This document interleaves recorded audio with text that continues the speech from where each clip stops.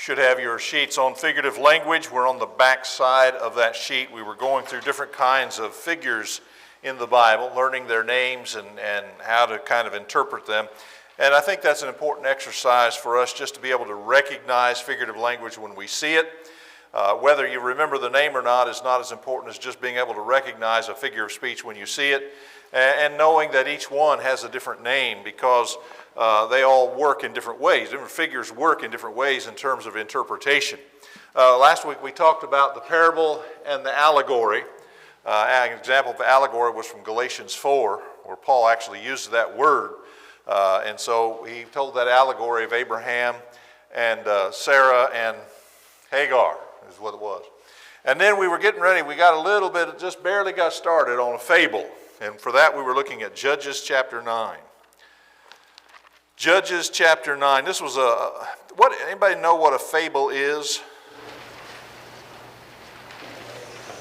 It's a story usually made up with animals and trees. It's where inanimate things or non-human things, I guess would be a better way to put it, animals or trees and bushes take on human characteristics, which, it should be obvious when you hear that. Trees don't talk.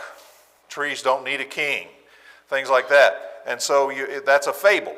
And this fella here uses a fable to get across an important point to the people in the days of Judges. In verse 7, when they told Jotham, he went and stood at the top of Mount Gerizim and lifted his voice and cried out, and he said, "Listen to me, you men of Shechem, that God may listen to you.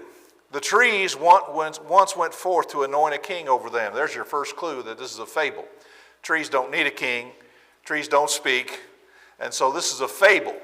So it's sort of like a parable, the difference being that the trees can talk and the trees are needing a king, which in reality is not true. That doesn't happen in reality. But he's using that to get across a point here about Abimelech taking control when he didn't have the right. He was a usurper. In verse 8, the trees once went forth to anoint a king over them, and they said to the olive tree, "Reign over us." But the olive tree said to them, "Should I cease giving my oil, with which they honor God and men, and go sway over trees?" Of course, olive trees don't talk. And again, as I said, trees don't need a king in the first place. So the whole thing is clearly a fable, but it's designed to get across. It's being used kind of like a parable in a way, but it is different in the sense that it's got trees talking and things like that. The tree said to the fig tree, "You come and reign over us." But the fig tree said to them, "Should I cease my sweetness and my good fruit and go and sway over trees?" In other words, I can't quit what I'm doing and go do something else. I'm doing what I'm suited to do. The tree said to the vine, "You come and reign over us." But the vine said to them, "Should I cease my new wine, which cheers both God and men, and go sway over trees?" So notice he went to the olive tree, valuable. He went to the fig tree, valuable. He went to the vine, valuable. But then they said to the bramble, of no value whatsoever. That was the usurper. That was Abimelech, who was trying to usurp. Remember, he killed his 70 brothers, his 70 half-brothers actually, his 70 brothers on one stone so he could be king, so he could be the judge of the people. And so the tree said to the bramble, "You come and reign over us." And the bramble said to the trees, "If in truth you anoint me as king over you, then come and take shelter in my shade. But if not, let fire come out of the bramble and devour the cedars of Lebanon." So he said, this is either going to be good or it's going to be bad. I'll be your king, but it's either going to turn out good or bad. Anybody know how it turned out? If you know the rest of the story. Turned out bad, yeah. Yeah, it turned out pretty bad. But that's just an example of a fable. And the idea, of course, is just you're taking inanimate things like trees, or you're taking non-human things like animals and giving them human characteristics. They can speak and they can talk and things like that. And he's using it very much like a parable. The difference is it has the animals and trees talking. So that's that kind of figure of speech. It's not used very often in the Bible, but occasionally it is used, such as right there. Next figure is called a simile. A simile. That sounds like another word, similar. One thing is similar to another. And that's kind of like the idea. A simile is a likeness expressed by a word or a phrase. A lot of times with a simile, you'll have the word like this is like this, or this is as that. So it uses the word like or as, and you're making a comparison. And so I got a couple of passages here, 1 Peter 1 and verse 24.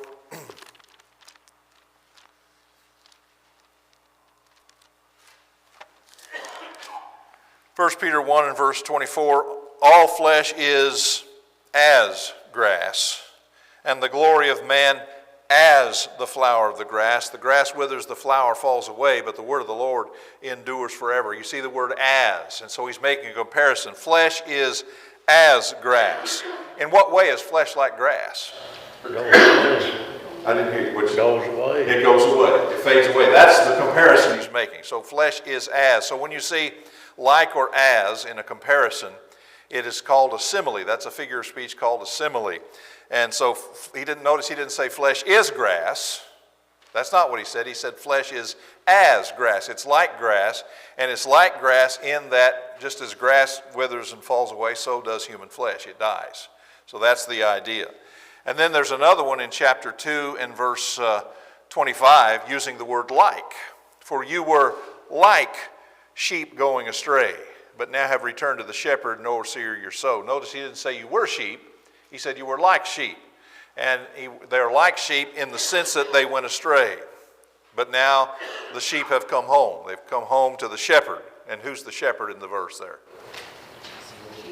And Jesus is the shepherd. And of course, again, that's not even literal. Christ is not a literal tender of sheep. But the church, the people of God are likened unto sheep. They're like sheep going astray, but they return to the shepherd. So all that is a figure of speech called a simile. And so usually when you see the words in Scripture like or as, this is like this is as that, most of the times that's kind of a simile type of situation. It's a figure of speech. Several times, and talking about the kingdom. Yeah, like the kingdom unto. is like. Yeah, like unto. In fact, a lot of times that would be an introduction to a parable. So we would take it and to draw out the comparison in a parable. A similitude is a drawn out simile, where you take that likeness and you draw it out and prolong it and make a story out of it. You've got one here in Matthew 7 in the Sermon on the Mount. We teach this even to our little ones in Bible class. You know, the wise man built his house upon the rock, and they got the little song that the kids sing. And so we got here in verse 24, therefore whoever hears these sayings of mine and does them, I will liken him. Notice that. In other words, he's not literally the wise man who literally built a house on a literal rock, but he's like a wise man who built his house on the rock. See that? So it's a comparison. And it's not just a simple statement, this is like this, but he draws it out and fills in the details. So he's likened unto a wise man who built his house on the rock. And the rain descended, and the floods came, and the winds blew and beat on his house, and it did not fall, for it was founded on a rock. But everyone who hears these sayings of mine and does not do them will be like, there it is again, like a foolish man who built his house on the sand. Now, he's not a literal foolish man who built a literal house on literal sand. He's like that, okay? But drawing it out and giving the details, he built it on the rock, or he built it on the sand, and the rains come and the flood. He's filling in the details and stretching it out. And so that's called a similitude. And so it's you're taking the like or as and expanding it a little bit and filling in the details. But again, a figure of speech. It's not a literal thing, but a comparison, which makes a great point. And as we said at the beginning of this study on figurative language makes things more vivid. You know, Jesus could just say, he's a foolish man, and stop. But when he says he's like a man who built his house on the sand and then fills in the details, it makes the thing more vivid, see. You can really see the picture. So that's the idea. Now another one related to that is called a metaphor. A metaphor is the same thing as a simile, but it drops the word like and as. Okay? Let's see if I can give you an example of that. John 10. There's 2 or 3 of them there in John 10.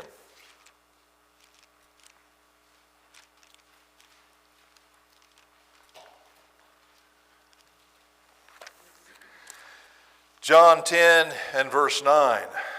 I am the door. He didn't say I am like a door or I am as a door, although that's what he means.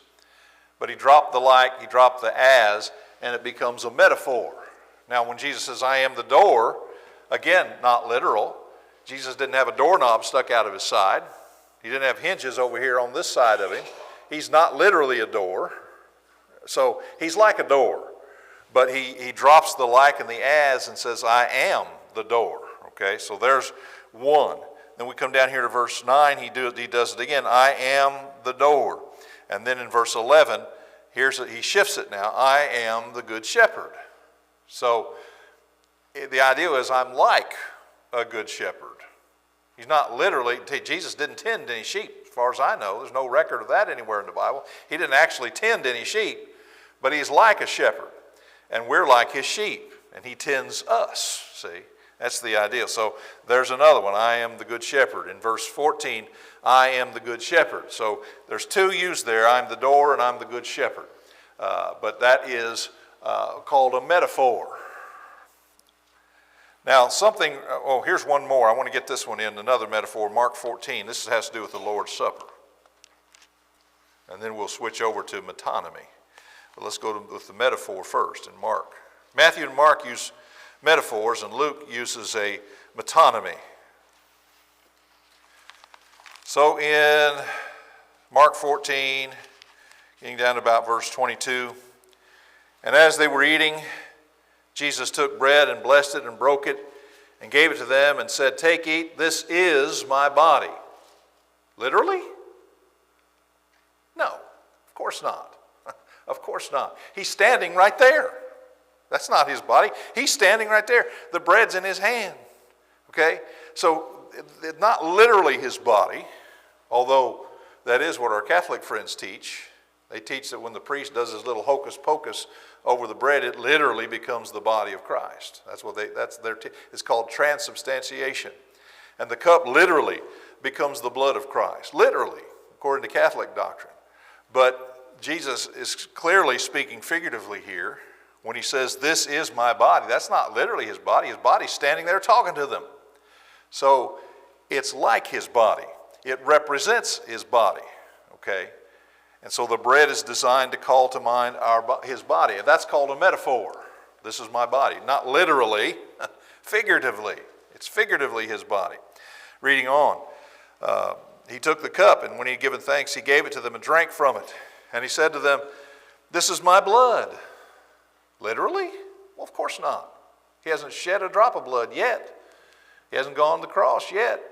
That's just grape juice in the cup, okay? It's not literally his blood, but it's like his blood. It represents his blood. It's supposed to call to our minds his blood. And that's a figure of speech called a metaphor. Nothing literal about it. So very important to see the metaphor. So Matthew and Mark use it as a metaphor. By the way, while we're on that, just follow that thought through. Verse 23. He took, what did he take? Verse 23. The cup, okay? And when he had given thanks, he gave what? What's the it? The cup. The cup. Okay, keep reading with me. And they all drank from it. What's that? The cup. And then he said this. Well, grammatically, this answers back to cup. Okay? This is my blood. What represents the blood? Contents. Yeah, there you go. The contents. So the cup is standing here by metonymy for the contents, you see, for the contents of the cup. All right. Now let's go to, let's talk about metonymy. And I'll skip over the Luke passage for a second and go to 1 Corinthians 11 while we're on the Lord's Supper. Luke and Paul use metonymy to describe the Lord's Supper. 1 Corinthians 11, verses 25 and 26. Now, Paul quotes, basically, more or less, from Luke. So Luke and Paul are saying essentially the same thing here.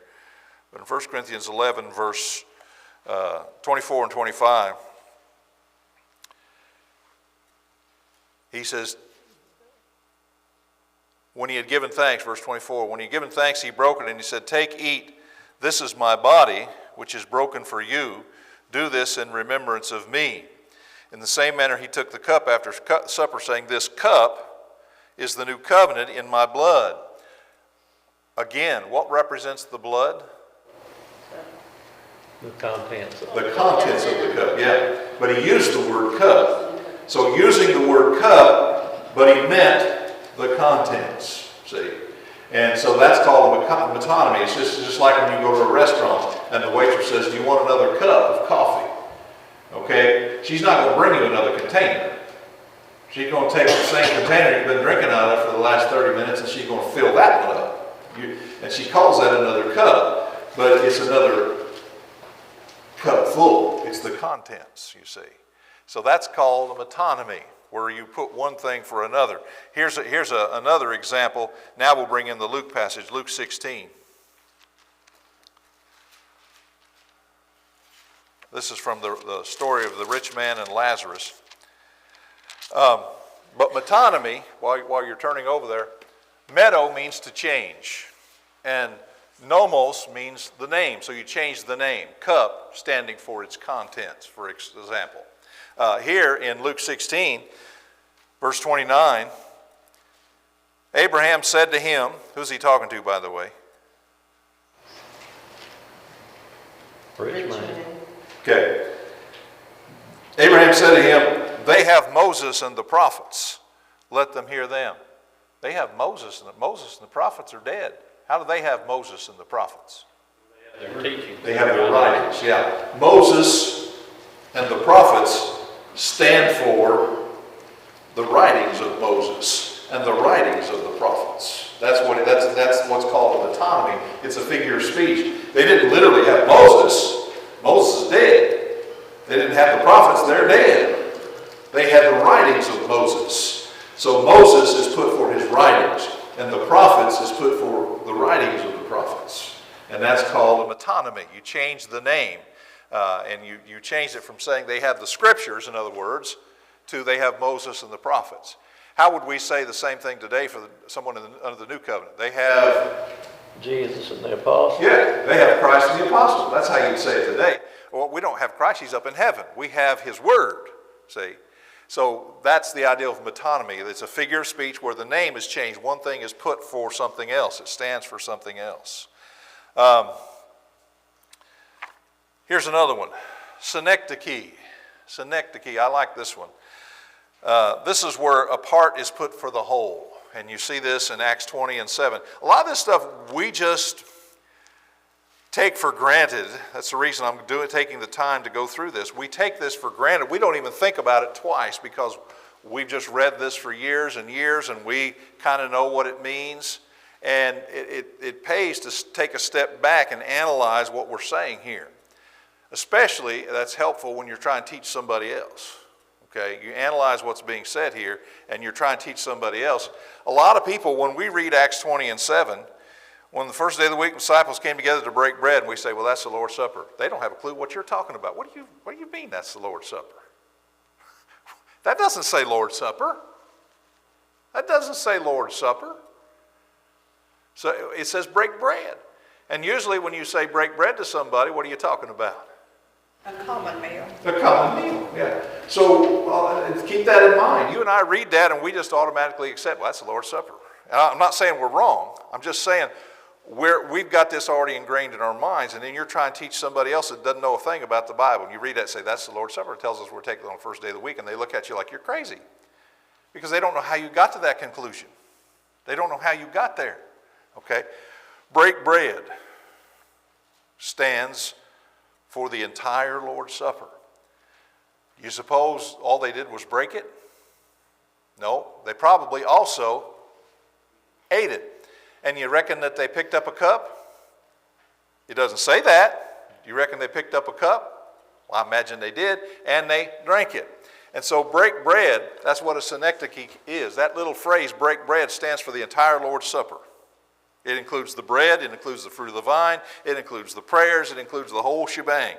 But that little phrase, that's what's called a synecdoche, a part, break bread, is put for the whole Lord's Supper, okay?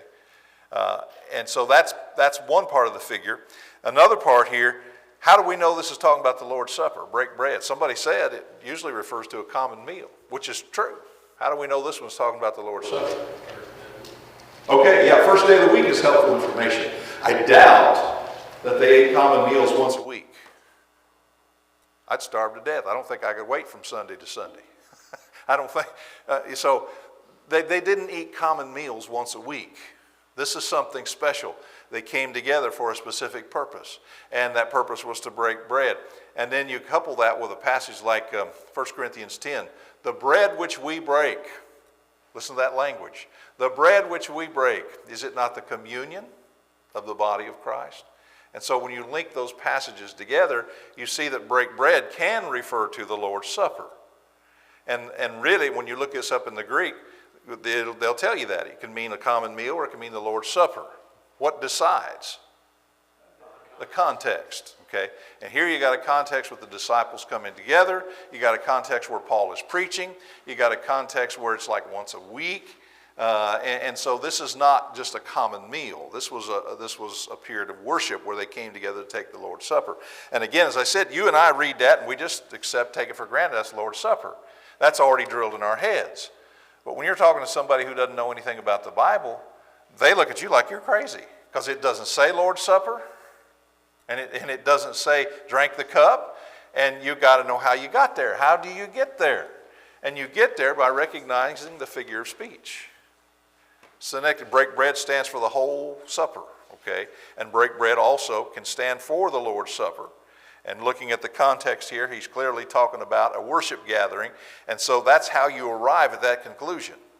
But if you don't know that, as I said, you just accept that and haven't thought about how you got there. When you're trying to teach somebody else, they're not going to understand a thing you're saying. See? That's why this stuff is important. See, that was really the reason that Paul and them stayed there they stayed there that week in order to take. Yeah, he stayed a whole week so he could be with them to take that day. Exactly right. And there's another piece of the context. He's waiting. They could have eaten a common meal anytime, but he's waiting. He's waiting for the first day of the week so he can eat the Lord's Supper. And you got preaching and disciples coming together. You got the whole context there telling us here this is no ordinary breaking of bread. This is the Lord's Supper. Okay. Is this same thing not used in some of the conversions like in Acts? We're not given every step in one place. We're given that these believe maybe sometimes or so, or these repented, but they're always, referred to as being baptized, but we're not given everything. Exactly. Yeah, it'll say we like, know that all those other things. It'll say something like, and many of the Ephesians believed, and it'll move on. Well, by this figure of speech, he means they heard and they believed and they repented and they confessed and they were baptized. But he just says they believed, and so exactly right. And so you'll find that a lot of the conversion stories in the book of Acts, where they don't give every single detail. And in some stories you'll have a preaching, some stories you'll have a baptism, and some stories you'll have repentance and baptism, and they're all different. And you have to kind of put the whole picture together of all of them to get all the details. But no one passage will have all of those things in one spot. That's kind of what you have to take into account when Philip and the eunuch, and he said, see, here is water, what does it, so that he had preached that to him. Yeah, it's you would infer that from the text, exactly right. Otherwise, he wouldn't have, that question makes no sense. What hinders me from being baptized? Why would you ask that unless it had been preached to you? Yeah. Yep. Another verse on this, 1 Timothy 2 and verse 15. This verse has always been subject to a number of different interpretations. I think sometimes we make it harder than it needs to be, but you got a context here of worship. You've got starting off in verse 1 with prayers, in verse 8 that the men pray, and that means men specifically, so he's talking about leading the prayers here. And in the same context, women, verse 11, learning in silence. So you got a worship context here. You got prayers and teaching, okay? And he says, verse 11, let a woman learn in silence with all submission. I don't permit a woman to teach or to have authority over men, but to be in silence. And he tells you why. For Adam was formed first and then Eve. And Adam was not deceived, but the woman being deceived fell into transgression. Now stop right there and just think about the things he said here. He's put the woman in a subordinate position. And that's fine. That's where God put her, okay? But a lot of people say, well, what about her? What about her salvation? What does she get? Is she going? And so he adds this little piece of hope at the end of the chapter. Nevertheless, even though she is submissive and can't teach over the man, okay, nevertheless, she will be saved. She's not barred from heaven. She's just barred from the pulpit, okay? She's not barred from heaven. She'll be saved, and here's the tricky part, in childbearing. She'll be saved in childbearing if they continue in faith, love, and holiness with self-control. Now, certainly he doesn't mean that bearing children will grant you a spot in heaven, right? Surely that's not what that means. But childbearing is something I can't do, despite what the modern day trans people tell us. Childbearing is something I can't do. That's something only a woman can do, okay? So he picks on this, that's synecdoche, this one thing that a woman can do that a man can't do, and that stands for, doesn't just stand for childbearing, but it stands for her womanly role. Even though she is submissive, even though God has given her a lesser role in terms of public worship, it's not a barrier to her salvation. She'll be saved right there in her womanly role. It begets glory. It brings glory to God. When a woman fulfills her place in society and in the church, she's glorifying God just as surely as the man is when he's in the pulpit preaching. So she's not barred. So synecdoche, childbearing, is standing really for all of the arena of a woman, any part of a woman's role in the church. So childbearing stands for that. He's certainly not saying bearing a child gets you a place in heaven. What about women who can't have children? Can they go to heaven? Well, of course they can. Of course they can. So you have to kind of understand that he's speaking figuratively here, and childbearing apart stands for her entire womanly sphere, her entire womanly role. And it's just because it's a submissive role, she can still go to heaven. It's not going to keep her out of heaven. So what he's really doing is tacking on a bit of hope here, because he's just spent about 4 or 5 verses saying, you got to be modest, and you got to be reserved, and you got to be submissive, and you can't teach over men. And so it's like, here's a little bit of hope for you. This is no negative on you. This is no negative on you going to heaven. You can go to heaven too, just like a man can. Okay. Sometimes people try to say that Jesus and the New Testament holds women back or binds them and things, and there's another passage that says the bond are free, male or female. Right. They all have the opportunity to be right with God. Yeah, and that's a great point. If you stop and think about it, women, these modern day women, these feminists, they get all upset. I ain't gonna be submissive to anybody. Ain't no man gonna tell me what to do, and blah blah blah blah blah. And they act like that. Listen to me. Everybody's got to submit to somebody somewhere along the way. Everybody does. When I was a kid, I had to obey my parents. Does that make me inferior?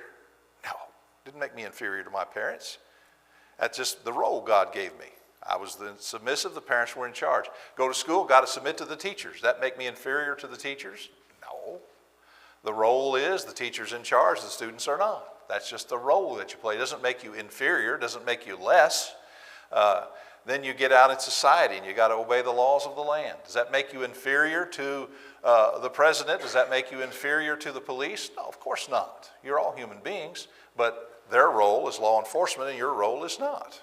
Okay. Get in the church. You got to submit to the elders. Does that make you inferior to the elders? Are they better than you? No. It's just they have the role of leadership and we do not, see?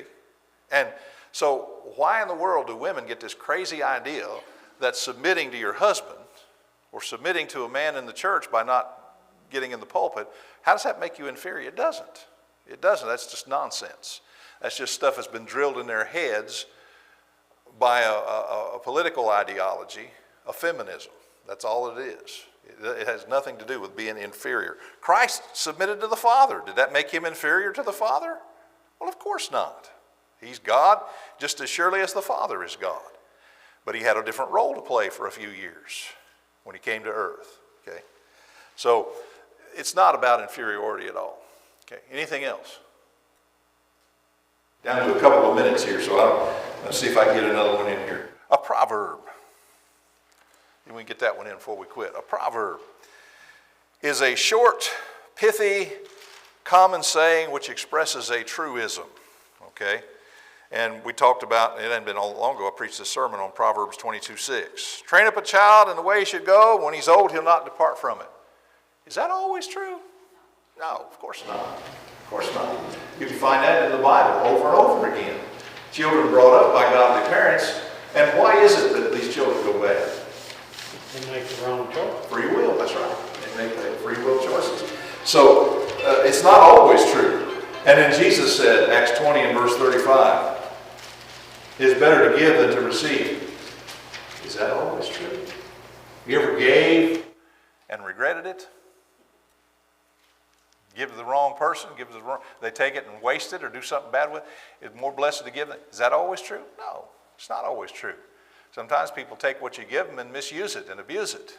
So it's a proverb expresses what's called a truism, something that's generally true most of the time, but there are exceptions. And I always come back to my little illustration as a stitch in time saves nine. That's a proverb. It's not in the Bible proverb, but it's a modern proverb. A stitch in time saves nine. Always? No. Sometimes the garment still tears. And why 9? Why not 6 or 15? Because it rhymes. So it's easy to remember. See? Stitch in time. And so what's the point of a stitch in time saves 9? What's the point of that? To take care of business right away and not wait around till it's so broke you can't fix it. There you go. Yeah, that's the idea of a proverb. It gets across a general truth. And so we've got a whole book of Proverbs in the Bible, and then various Proverbs scattered throughout the Bible as well. But I see that our time is up, and so we'll take up on irony next week. Maybe we can get through this page, and I'll set out the new pages also, so we'll have those.